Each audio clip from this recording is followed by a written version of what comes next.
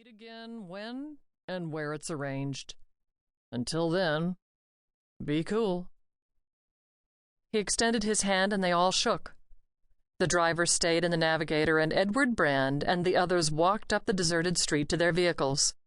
One at a time, they started the motors and pulled away from the curb, each heading in a different direction. Brand's car was the last to leave. As he pulled onto the deserted street, he allowed himself a smile. Christ, were they going to be shocked? They always were. They never saw it coming. Never. Chapter 1. Taylor Simmons kept her mouth shut. The next person to speak would lose. She let her gaze drift about the boardroom. 6 other people sat on the stainless steel and leather chairs. 3 of them were her staff, the key personnel and designers who had spent 8 weeks putting together the ad campaign. The other 3 were the executive team with Hammer Fire Incorporated, an international corporation out of New York that developed and marketed fitness equipment. Their newest line of cardio machines was sleek and very expensive.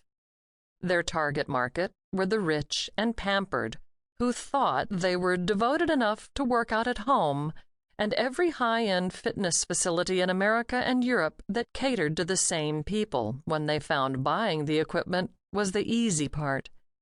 Actually, using it was completely different. Her staff was quiet, unmoving, and focused on nothing in particular. They were masters at this segment of the game.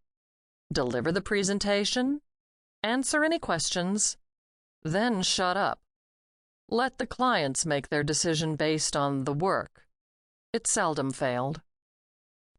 "So the bottom line is $6.2 million, said the most senior of the Hammerfire executives.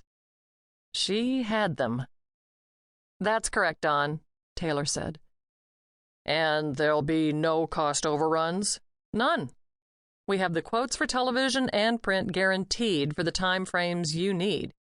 Our figures are accurate to the dollar."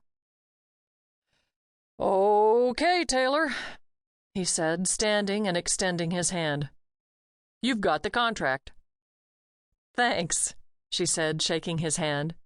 She turned to one of her staff members. "Do you have the paperwork, Reg?" The man nodded and flipped open a file. "Right here." He slid it across the table to the executive. "I'll need a couple of signatures." 20 minutes later, Taylor Simmons retreated to her corner office and dropped into her padded chair.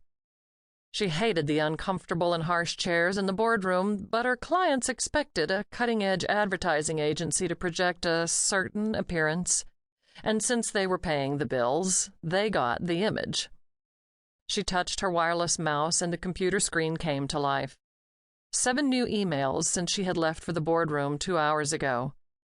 She was responding to the 6th one when a man walked into her office. He was one of the 3 from the boardroom, the head of her web design department. "Nice work today," he said, leaning on the door jamb. His name was Kelly Kramer, a young-looking 36-year-old and one of Taylor's most trusted and valuable employees. He had thick dark hair parted in the middle and creeping down over his ears, a goatee that suited his rugged face and quick smile. For almost 5 years he had been a fixture in Taylor's inner circle and had grown close enough to be called a friend. "Thanks," she said, leaning back in the soft leather. She loved that chair. 12% of $6.2 million. Not bad for 2 months' work. "Our ideas were original," Kelly said. "We deserved that contract over New York and Chicago. They were serving up rehashed concepts. Whatever it was, it worked." "I'm out of here," he said, glancing at his watch. "Been in since 4 this morning, prepping for that meeting. I'll see you tomorrow." "Tomorrow." Taylor Simmons returned to answering her email. At 37, she was successful beyond even her own high expectations. She owned G Cubed, one of the most sought-after